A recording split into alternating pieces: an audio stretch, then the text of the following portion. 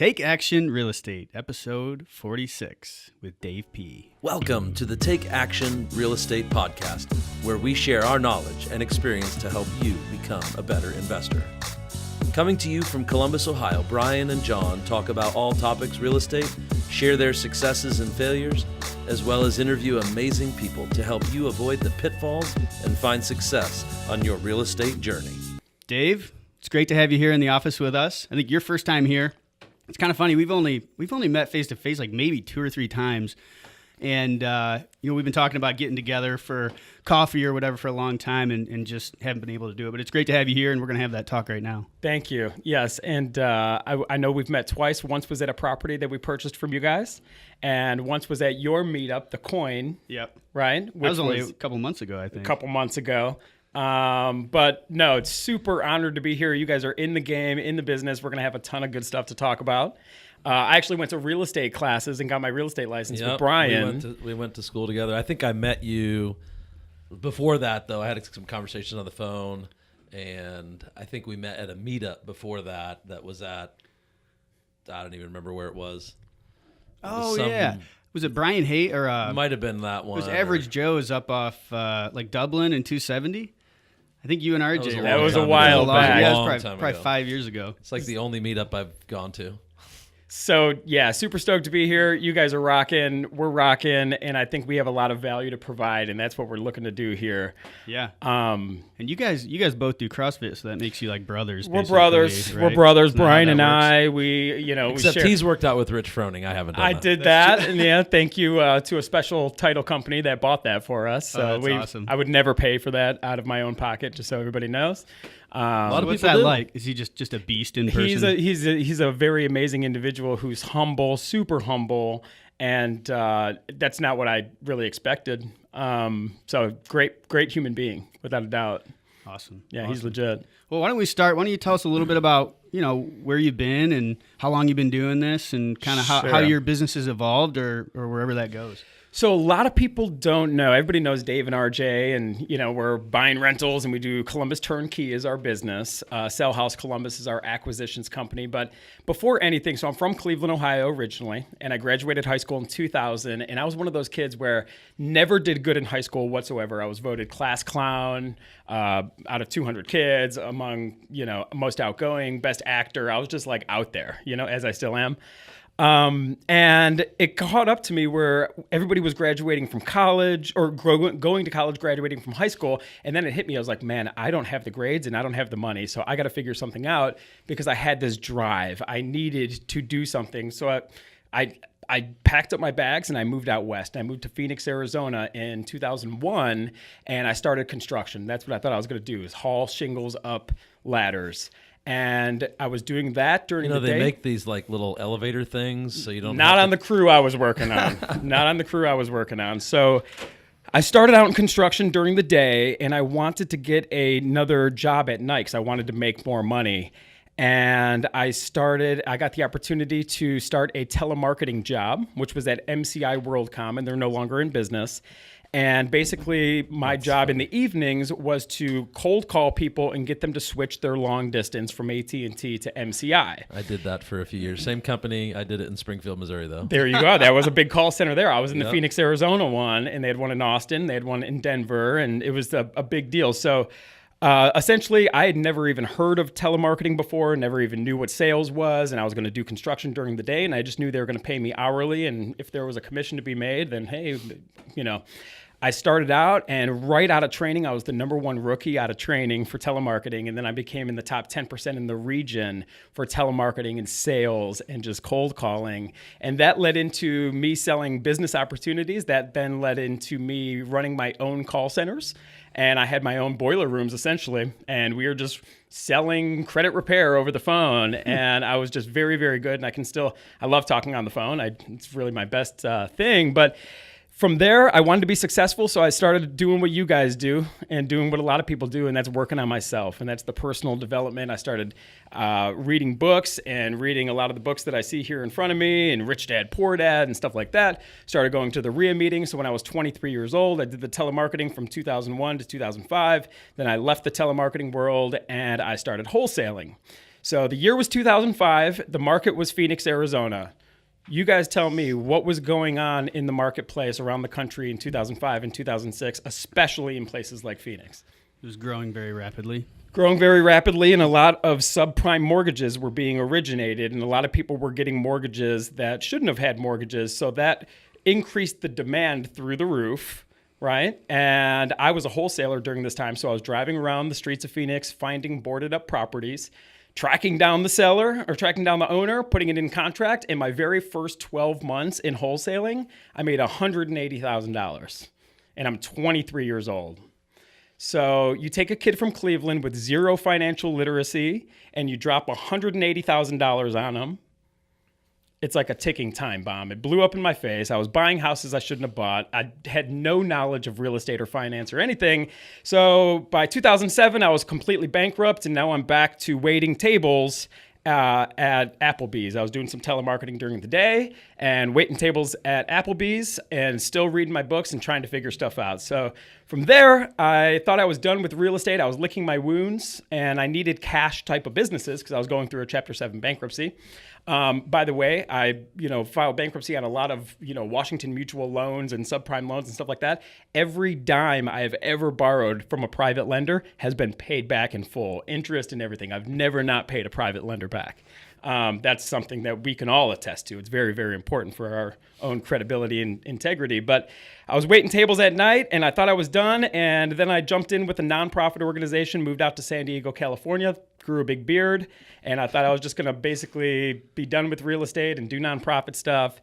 And then I got the opportunity to start working for realestateinvestor.com, which was a real estate education company.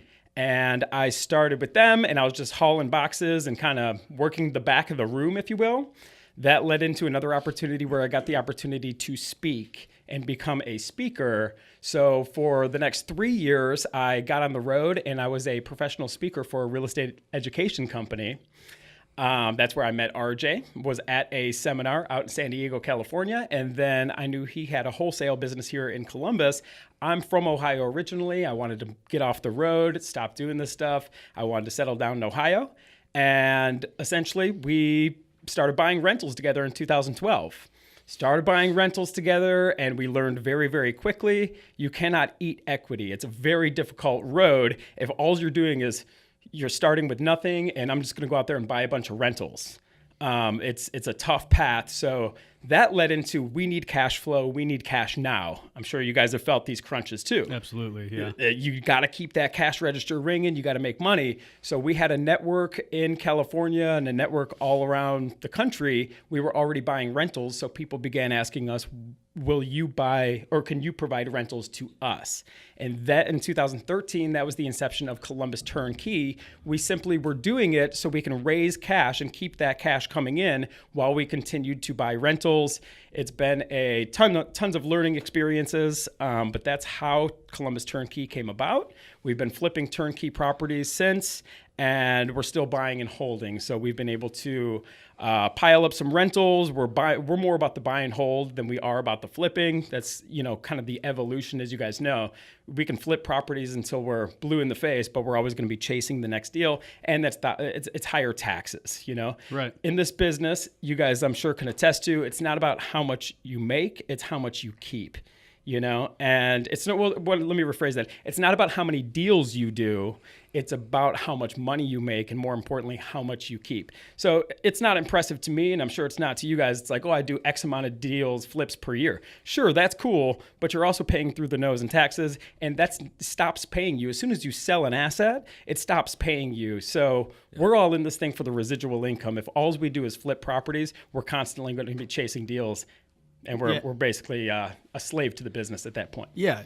No, that's exactly right. And I mean, we flip a handful of properties every year, and really it's just for cash flow. It's like you said, we have the rentals, building the equity, but while you're growing like we are, we need that extra cash coming in. So, I mean, honestly, if we if we didn't need that cash, if we weren't in growth mode, we would hold everything. Maybe not everything, but everything within reason. The high end stuff, obviously, we would sell off, but anything that made sense, we would keep. And that's the ultimate goal, I think. Absolutely. That's what we're all aiming towards, is keep as much as we possibly can. I think that's the right way to go about this business. But if somebody's new and they're listening to your show right now, just so you guys know, to start out that way is I'm going to be this buy and hold investor.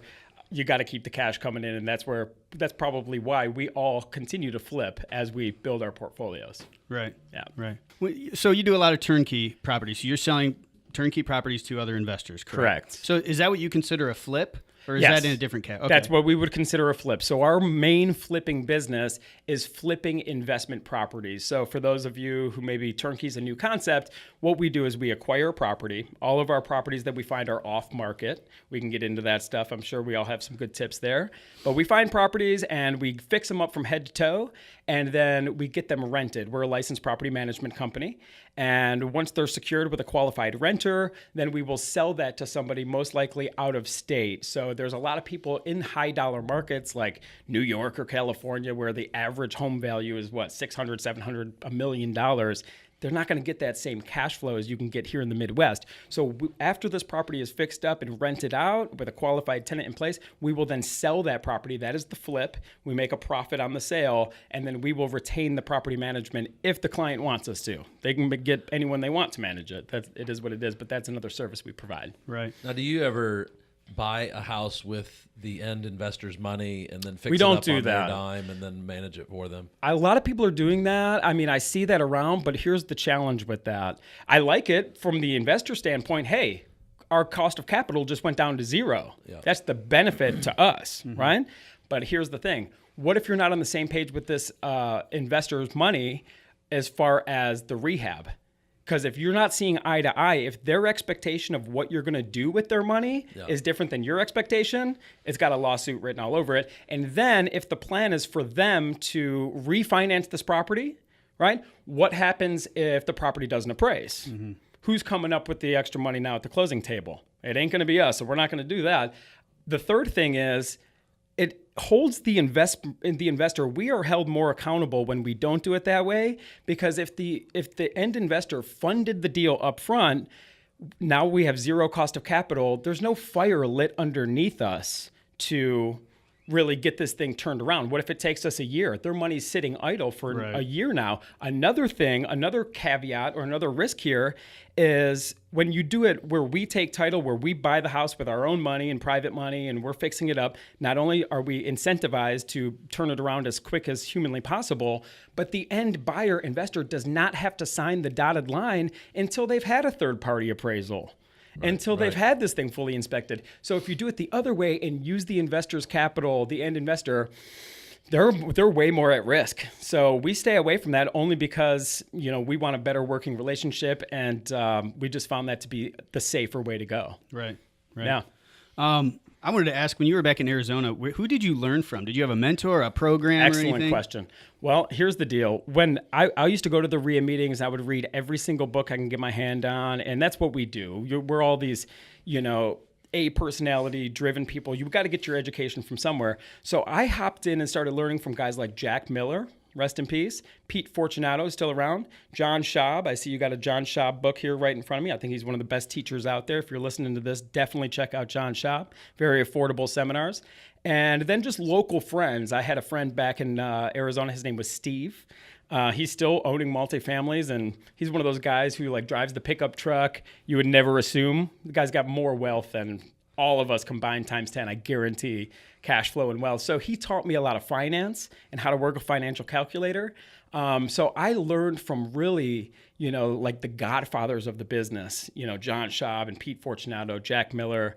That was really, so I was turned on to really quality education right off the bat. So I never really got swindled by the seminar stuff. Right. Thank goodness. Yeah, you seem like you're very much a student, and I think Brian and I are the same. We're constantly reading podcasts, audiobooks, everything we can, going to the coin meetings and your cream meeting, which is Thank you. That's when I was in Mexico, so I was bummed. We flew in an hour after it started or something like that. But yeah, always kind of, growing our knowledge and putting that into action and, turning it into an experience. That's the culture that's why we're attracted to each other, like as people, that's why the same people keep showing up at these meetings. And that's what it takes to constantly be a student. I'll be upfront with you. I'm glad when I first started out, when that ticking time bomb went off in my face and all these loans came due and I just totally got a hard education by getting punched in the face, right? I learned to keep my hands up by breaking my nose, right? Basically, that humbled me out. So this is a very ego-driven business. We are all competitive people. Come on. I mean, this is how it is, right? As I've grown, though, from that experience, and as the years go on, I'm humbling down way more just because I know I'm not perfect and I know the mistakes I've made and I continue to make mistakes. And at least if we're all in this business together, sure, like number one, there's plenty of deals to go around, but we can learn from each other's mistakes. And it's like we're all going to end up farther along by having these conversations. It's not about keeping your cards close to your chest. So I'm committed, and that's the point of the Cream Group, is to add as much value as I possibly can. I want to help the people below me, and I'm still learning from the guys above me. There's always a nugget of information, always. So that's really the culture that we're all part of. Right. And I think it's cool that you, from the stuff that you put on Facebook, you're not only going and learning, but you're also doing presentations at a lot of these events that you're going to as well. I love to speak, man. I came from that speaking world, and I really do have a knack for it. I enjoy it. But now, I want to be speaking about things I believe in. That's really important to me. You're never going to see me speaking or pitching or selling something that I don't believe in. That's never going to be my thing. I just can't do that. But I do enjoy it. And it's great to be around the right people, and I want to add as much value as I possibly can. Right. And I'm just curious, like percentage-wise, when you go to these live events that you're at, what percentage do you think is the education, and what percentage is the networking as far as what you get out of it?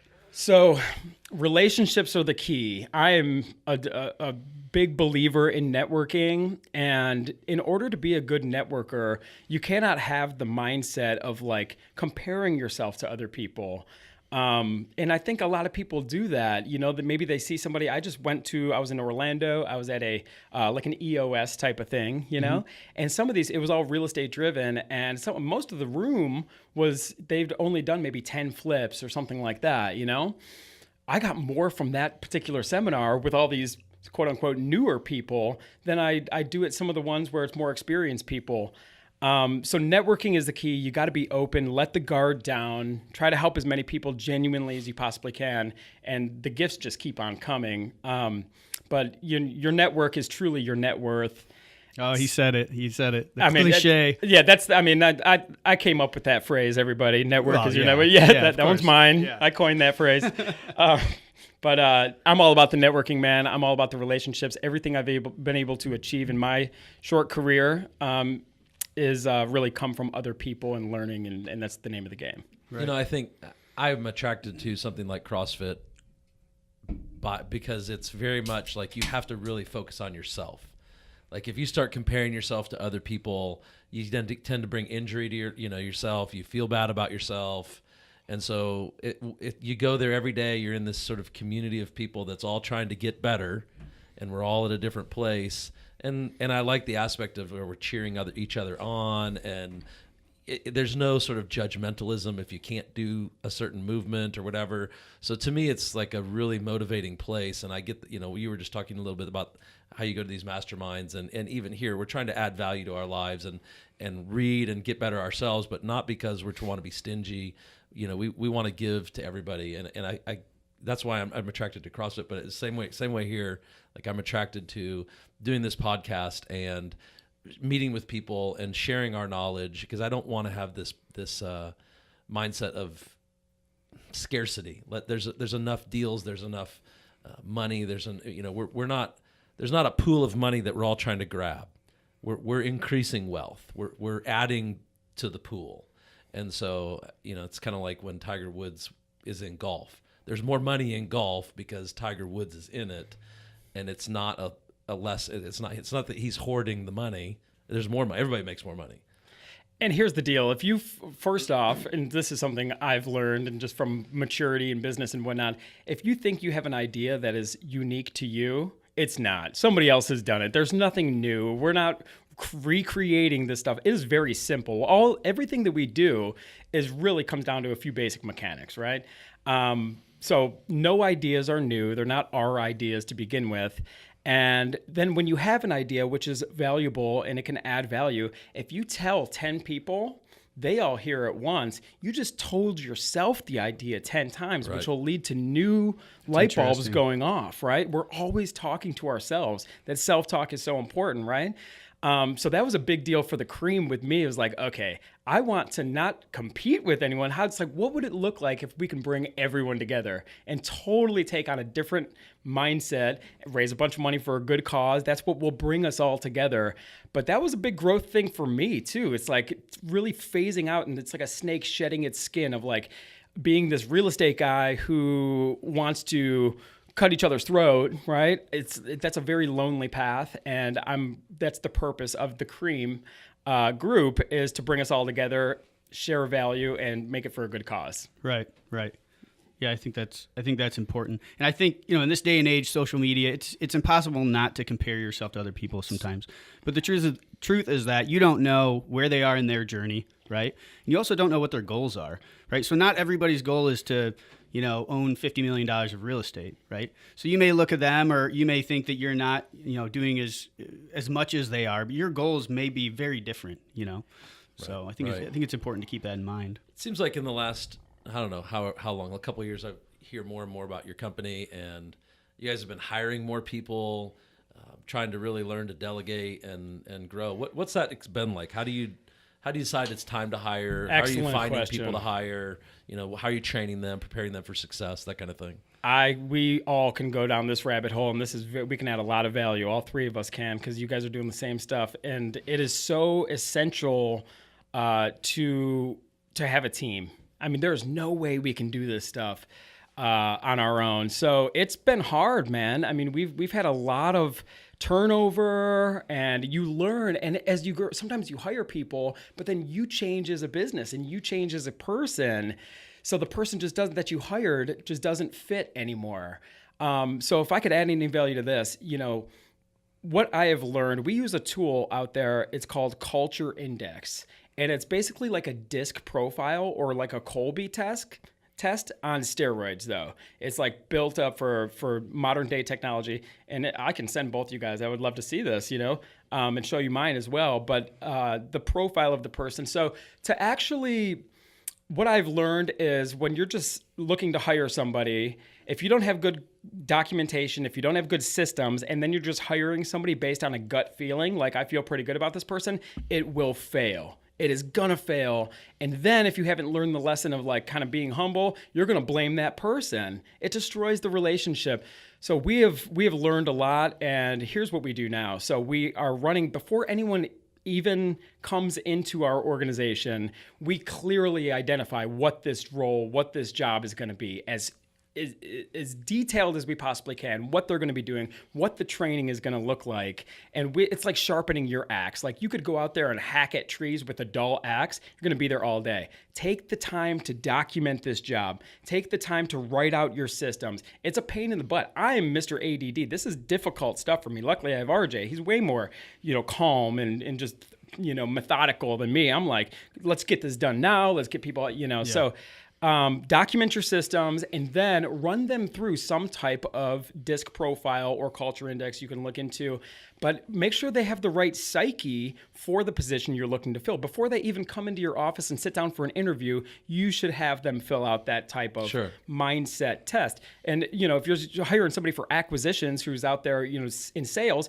you want that high A personality. You want that competitive person. If you want somebody for an administrative type of role, you want somebody detail oriented who doesn't need to win. You want them to be slow and organized. So to understand the way the person's thinking before you ever even bring them in the office is going to help you succeed a little bit more, is what we've learned. Yeah, I think that's great advice, and we're just starting to do that. I think I just took the culture index test yesterday for the first time. Yeah, so that's very interesting. I guess this is something that we've definitely struggled with, Brian and I. And I think it's we're looking for a balance. We obviously before we hired anybody, we put together process manuals and documentation and everything.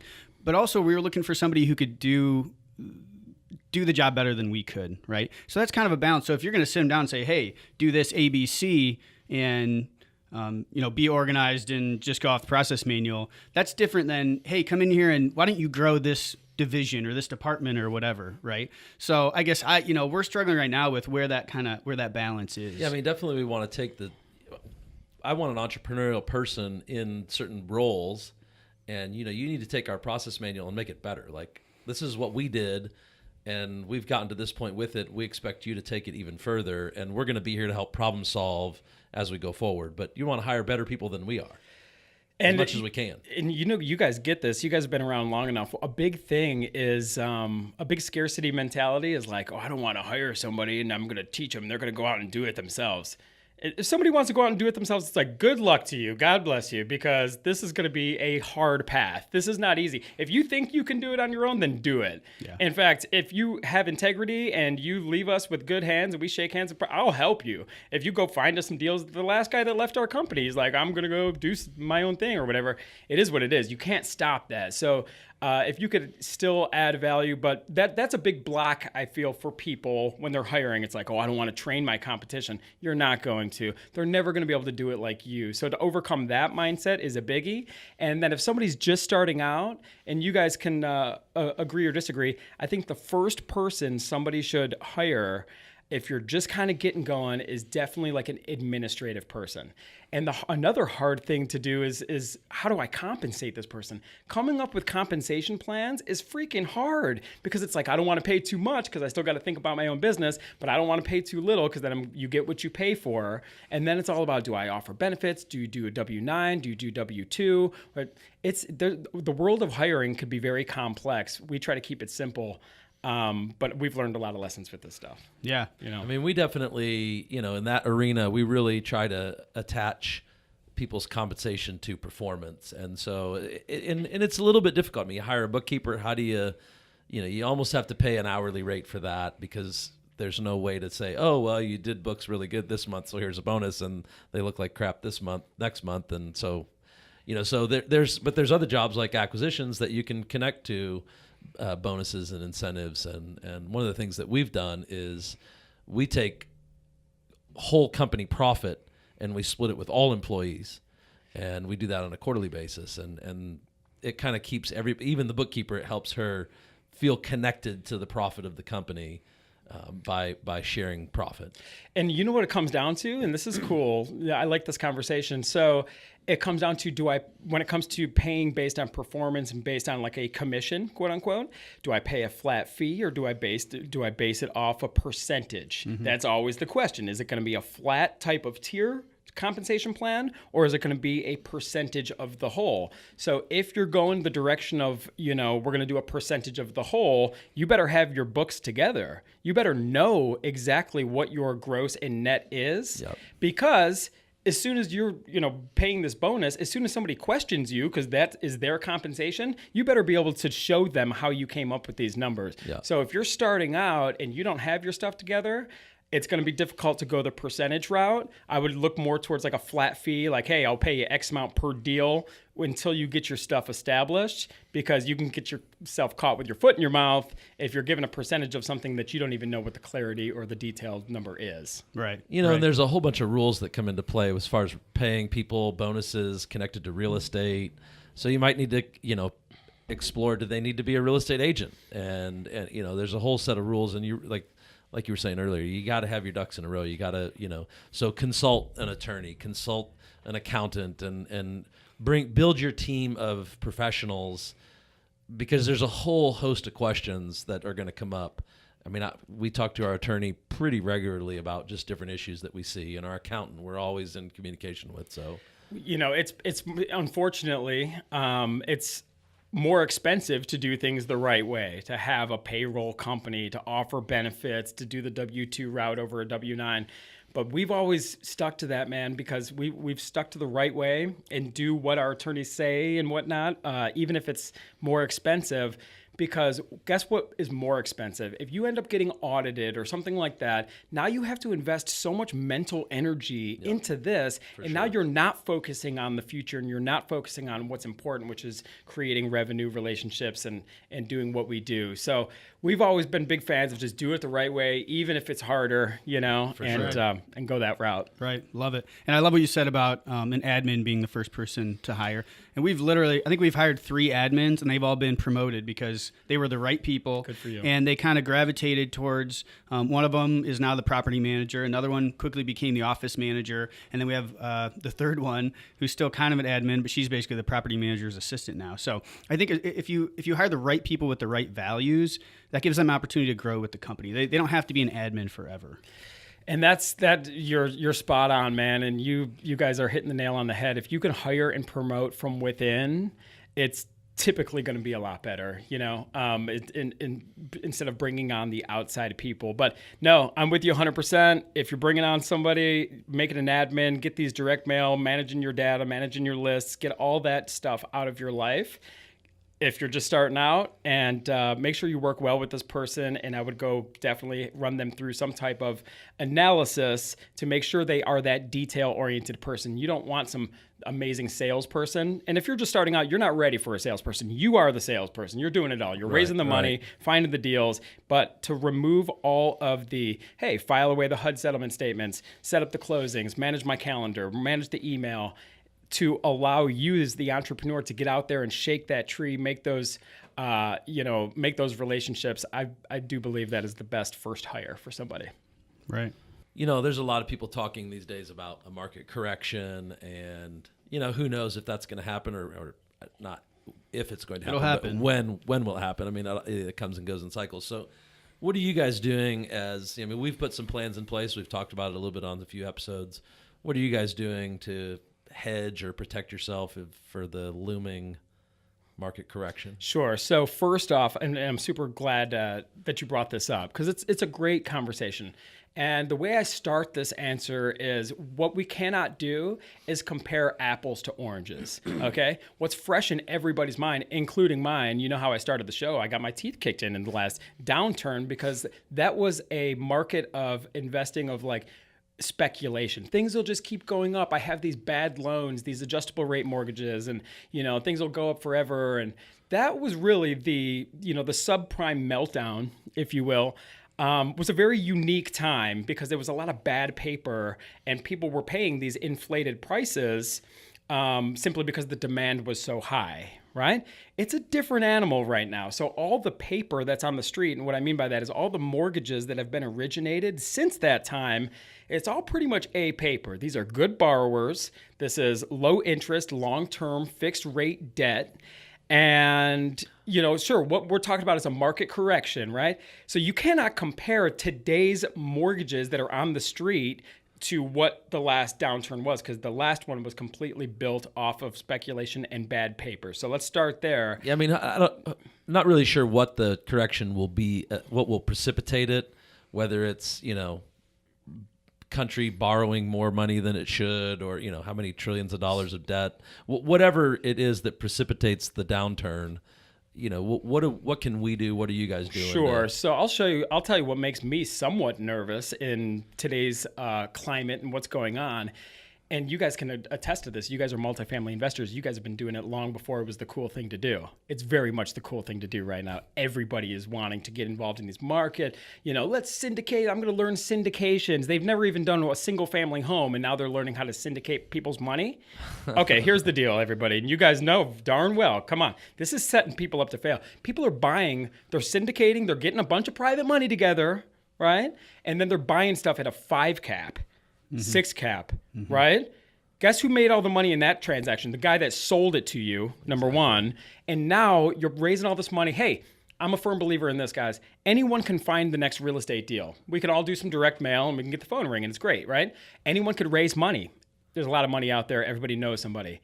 Not everybody knows how to manage properties. It is a bloody business out there. And if you don't know what you're doing and you want to get involved in multifamily because you heard some guy and you see somebody on Facebook that you're comparing yourself to, so you raise this private money and now you bought a bad multifamily deal, you guys know darn well, I don't care how good a deal looks on paper. Once you get into things, it is never the same deal that you thought it was going to be. Yeah. And when you're doing it on a big scale on multifamily, so I worry about inexperienced investors raising private money because they learned it from a book and then buying bad deals, paying too much for multifamily deals. I would love to do a multifamily deal. I would love to do a mobile home park. I would love to do a laundromat if it produced cash flow. I'm in the cash flow business. I'll do anything, but I got to buy a good deal. We're never going to pay too much for anything, right? So what we are doing is we're in the single family space only because that there's a plethora of single family deals out there. If there was, multifamily or, anything that produces cash flow falling from the sky and it was out there, like single families, I would go after that if it made sense. So what we do is we stick to affordable housing. We are only, we raise private money to buy properties as is, and we rehab these properties. We rent to qualified individuals. We do self-managing, as you guys know. You bring in third-party management, and it turns into a finger-pointing match really quickly. So everything is in-house with us and you guys as well, which is great. And we only buy properties that really fit our model. And the model is this. So we don't want properties with an ARV of really 80,000 or below. And the reason is because we cannot put permanent financing on a deal. Most banks out there, they want to lend 75%, 80% max, right? Mm-hmm. And that's the max LTV they're willing to give you, but also the minimum loan amount is $50K for a bank, right? So if you take a $70,000 house, what's 75% of that? That's the max loan. It's $52,000 something, right? Way too close for comfort here. Because what happens is you start getting involved in these C-class properties, which we have done a ton of these. You run the risk of not being able to put that good debt on it, not being able to refinance out of your private money because the ARV is too low. Mm-hmm. So the minimum ARV we prefer is like 80K, just so we have this cushion. So worst case, we can still refi out of our private money. But then the maximum LTV that we really go to, or ARV that we really go to, is about that 140, 150, because we don't want to run into DSCR issues with the bank. Everything is derived from finance. The bank dictates everything in our economy. So DSCR is the debt service coverage ratio. Because here in Ohio, where we invest, once you get above that 140, 150, your ROI, we prefer like 1% or greater. Mm-hmm. Let me backtrack. I'm getting ahead of myself. So if it's a $100,000 house, it's got to rent for 1% or more. So it's got to rent per month, right? Per month. So if it's a $100,000 ARV, it needs to rent for it. This is just a quick way of glancing at a deal. It's got to rent for at least $1,000 or more, or you're probably going to run into some DSCR banking type of challenges in the future. So once you get in Ohio here, $130,000 house, you could probably get $1,300. Starting to push it. You get into $140,000 house. Now you just fell below 1%. Now you're getting $1,350. $150,000 house, it's $1,375 now. It starts to keep going down. So we want to be right in this bread and butter affordable housing, and a market correction is going to affect people who pay too much. We are not in the business, and you guys aren't either. Who's got to watch out? People paying too much for multifamilies right now, raising private money, and they don't know what they're doing. And number two, people who are like, I'm going to fix and flip a house, and it's going to be like HGTV, and I'm going to buy something that needs way too much work, and I'm going to raise private money and probably expensive money against this thing. I'm going to go struggle through a hard rehab, get my teeth kicked in on this rehab. It's going to go twice as long as they anticipate. It's going to go twice as long. The money starts to catch up with them, and then they can't sell it for what they thought they were going to sell it for. It becomes an accidental rental.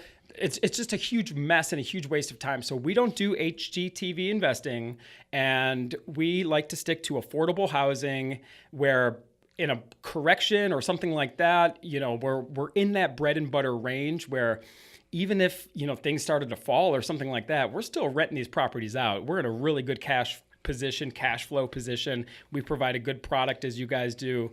So that's what we're doing, sticking to affordable housing, self-managing, and not taking on these major rehabs and trying to be the next Instagram star or HGTV show. Right. Yeah, I think that's what we're really focusing on. We made a decision 2-3 years ago that we're just not going to get into the high end flips anymore. If something goes wrong and you got a house that's $500,000 house, you're just sunk. You have to sell it, and hopefully you're not selling it for less than you paid. And I think it adds so much stress. The last one we did, I remember staying awake at night thinking, man, are we ever going to get out of this thing? Me too. No. And so that's one thing we don't do. The other thing we do a little bit different. We try to be 1% of our all in or more. Okay. So if we're all in at $100,000 property, but we're only in it for 80, we're trying to get at least 800. Yeah. I mean, I think we would probably go, we still try to hit that 1,000, but we try to keep our 1% to our all in. Now our all in is almost always around 100,000. We're not buying too many houses that are under 100,000. Yeah, our price ranges are very similar to yours for the same reason, really. It's just the value compared to the rent that you're going to get. The higher you go in the value, it doesn't work relationally, right? So we always want to be 100% financed by the bank. So I don't want to have private money left in a house once we do our final refinance. Not only that, well, typically the bank won't let you have another mortgage if you're refinancing. They don't want a second or something lingering out there like that. But what we all want to do and what we should be teaching people listening right now is not only do you want 100% of the private money paid off, but we need to be cash out refi on these suckers. Mm-hmm. So if it's $100,000 ARV house, the bank's willing to give you 80% LTV. You're all in at 60 because you bought it right. They come in with that 80K, right? Yeah. Refi, and you just pulled $20,000 of tax-free money out. Yeah. So here's the thing. Everybody who's teaching multifamily, and these are my friends, they're all out there teaching it. I love it. They're all about these cash out refi because, financing is readily available in our times here in April 2019. Financing's out there. You can do this with single family too. We do this all the time, guys. So we will bundle together a package of single family homes, all privately financed, and then we take it to a lender and they provide a commercial loan. It's like a multifamily deal. Yeah. And you can get that 5.5%, 30-year money, 80% ideally, 75%, 80% LTV, and pull that tax-free money out. It gives you great operating capital, and then you have that good debt in place. So not only do we want to be 100% financed from the bank, so all private money is paid off, we want to be more. We want to get more. We want our private lender to be paid off, and then we want those proceeds in the form of that cash out refi. For sure. Yeah, for sure. Absolutely. And I know, both of us have done these, and you guys have been doing this a little bit longer than we have, but we're almost on like round 2 of cash out refinances now. So when we refinanced back in, say, early 2016, we pulled cash out. And now those same properties, the rents have gone up a couple $100, per house, and the value's gone up, and we've gone back and refinanced, cashed out again. So now we have money at, 5.5%, whatever, whereas private money, we might be paying 8, 10, 12, something like that. So now you have, this tax-free money accessible to you, and you don't have to go to a private lender or a hard money lender or whatever. And that's how you eat equity. Yeah. That's how you do it, but to get there, to build up that first portfolio with private capital is it's a struggle, and that's why we need a wholesale. And now's a great time to be wholesaling. Everybody seems to be a wholesaler out there now. Oh my gosh! And then here's how. Hey, you want to talk about protecting ourselves? Don't pay too much for anything. Right. You guys know that. I see some of the stuff flying around my email box. I'm like, wow, I need to be the seller on this sucker. Yeah. I'm not trying to buy at that price. Yeah. So what do you get? What's next for you? Where do you guys see your company 5-10 years from now? Great question. So 5-10 years from now, we want to maximize today's opportunities, which are going to pay us forever and pay us tomorrow. So we're locking up as much of this long-term, low-interest debt as we possibly can, really working really hard right now, as we all should be, because we're not going to get this opportunity again. We've got to secure this stuff, build a portfolio. So it's more the portfolio management style. Another good way to hedge any correction or things like that is to build in service-based businesses that will pay you fees as you're building a portfolio. So what I mean by that, we have a property management company. So that is a service-based business. So 5-10 years from now, I see us, really working and managing the business and having a few core leaders. And I really want to do a lot more with the nonprofit stuff. So I kind of look at life as like, look, we got this little blip here. Guys, nobody's going to remember us for how many addresses we did at the end of the day. They're not. Nobody's going to build a statue here in Columbus for Core Development, CTH Group. Nobody cares, guys. We are small fish, okay? So ultimately, we got to ask ourselves, what do we want to do with our time? we've got to make an impact. I feel we've got to give back. We've got to do something to help the people who freaking need it. God, how much money do we need? How much? I want to live simply. I don't want a lot of stuff. Yeah. I don't believe in that type of lifestyle. I would like to be in a nice, clean environment. Kids, maybe. I don't know, see what's in the cards for me personally, but I just want to work with core leaders. I want to provide affordable housing. I want to work on the portfolio. I want service-based businesses built into our real estate company that's going to continue to pay us, create jobs, and just really live a low-key life. I mean, I'm probably your first podcast guest that showed up to your office today with a dog and a guitar. If that says anything about where I'm headed. You're just missing the beard. Yeah. No, I could show you pictures. I can grow a solid one. They're getting gray now, unfortunately, so I keep it short. One of the things you said about is just giving back, and I know you have some connection to, I think, the Len Foundation. Maybe you can tell us a little bit about that and why people should support that. Well, here's the thing. So I've been around the nonprofit space personally a long time. And I've seen the good, the bad, the ugly, and the really ugly of the nonprofit space. And I don't believe in a lot of stuff. So, when it comes to, writing a check and sending it off to Ethiopia and hoping for the best, that's scary stuff, guys. And it is corrupt. I've been to numerous countries. I've been around this space a lot. And I've seen a lot of things go down. I've seen a lot of theft. And I can't live that way, and I cannot support something. So RJ and I are both big into the philanthropy, and we kind of cut ties with other things that we were doing, and we wanted to work with something local and that we know we can touch and feel of what's going on instead of just sending money somewhere that feels good for about a second, right? Yeah. So RJ's fiance, soon-to-be wife, they get married in a month or so. One of her friends had a child with cerebral palsy, diagnosed with cerebral palsy. They were in the NICU for 7 months. And instead of being a victim, these people literally got themselves out of this massive financial hole in which the insurance game, creates for people. And they got themselves out, but then they created a foundation to help other people out too. And I'm like, okay, we can get behind this. We can touch it. We can feel it. We can see it. We know what's going on. So that's what it was. That opportunity was put in front of us. We just knew that they were doing the right thing. That was more important than where the money was going. But I've learned a lot from the experience working with the Len Foundation. If you're interested in learning more, you can find them on thelenfoundation.org. But that's all it is, man. We want to give back, but we want our hard-earned dollars and everybody's hard-earned dollars that we raise money from to go to something that we know is going to make an impact instead of just giving it away. And a lot of that stuff is really ugly out there. So the Len Foundation is doing it right. Right. I think I read somewhere, maybe on Facebook, you posted you have some goal to raise $250K this year. Yeah, how far along are you? Well, we're getting there. We're getting there. Well, we're over 20. But a lot of that will come at the end of the year. That's when a lot of people donate. Sure.